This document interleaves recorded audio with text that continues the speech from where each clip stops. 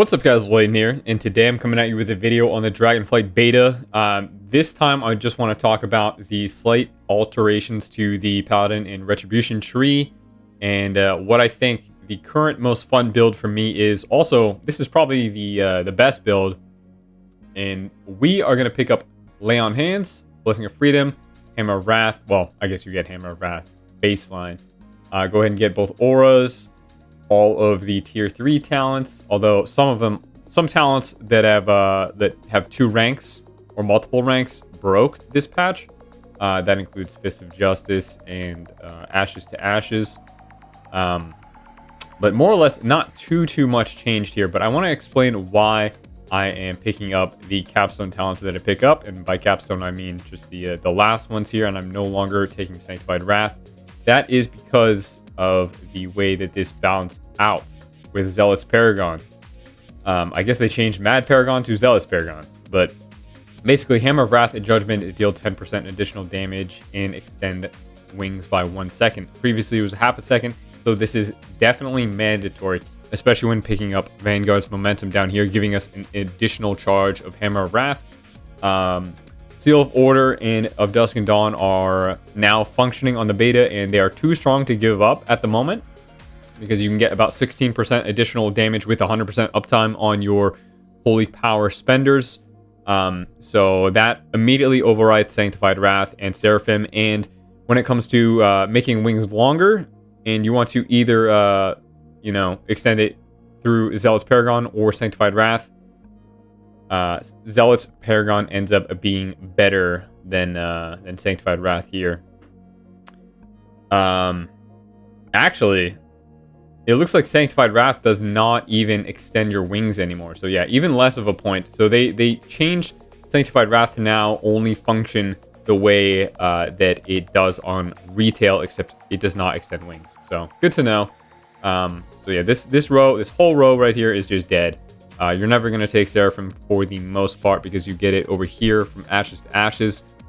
They did nerf Zeal by, I think... No, not Zeal. They nerfed Blade of Wrath by 50%. So you get slightly less Art of War resets, which means slightly less Ashes to Ashes. But you can still pick up Zeal to make it more frequent. And then by moving Zeal over here, we now pick up Empyrean Power on the upper left portion of the tree.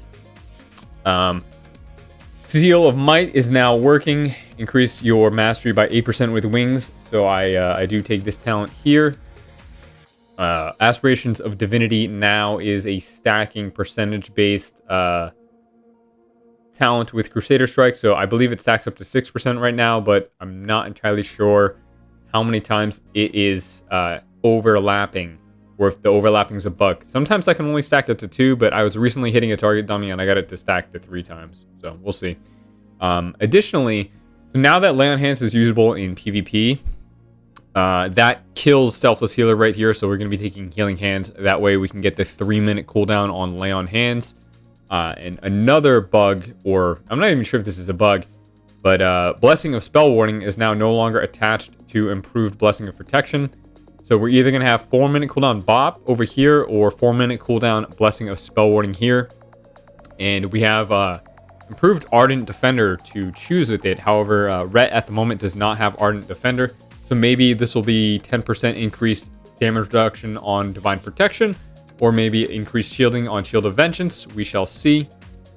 I do forgo Expurgation and Sealed Verdict at the moment, because I pick up Ashes to Dust, and I feel like if I don't pick up Ashes to Dust, I will move Seal of Wrath in one of these points over here to pick up Expurgation and Sealed Verdict.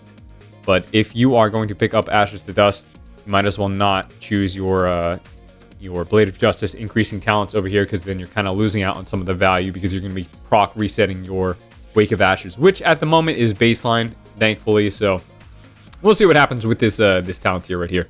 So moving down to the Capstone Retribution talents. The Vanguard's Momentum talent, I'm only picking up 1 point in it, and that is to get the secondary Hammer of Wrath charge. So you do only get up to 2 charges max with this talent, even if you do put an additional point. This point lets you extend your wings further, and also periodically increase your damage by a small percentage. That lets us get Empyrean Legacy, Ashes to Ashes, 2 points in Virtuous Command, and Final Reckoning. If you do put a additional point into Vanguard's Momentum, you either lose out on Empyrean Legacy or Final Reckoning, and I'm pretty sure that that is not worth it at the moment. So I'll be going for just 1 point in Vanguard's Momentum here. And for the most part, this is just my my current build on the Dragonflight beta, what I think is the most fun. And also, this happens to be what I think is probably the most optimized for Arena, because we do get to pick up Cleanse Toxins and Lay on Hands. There are a few other builds that we could go. For example, if we do not need Cleanse Toxins, we could put some stuff in the Holy Aegis.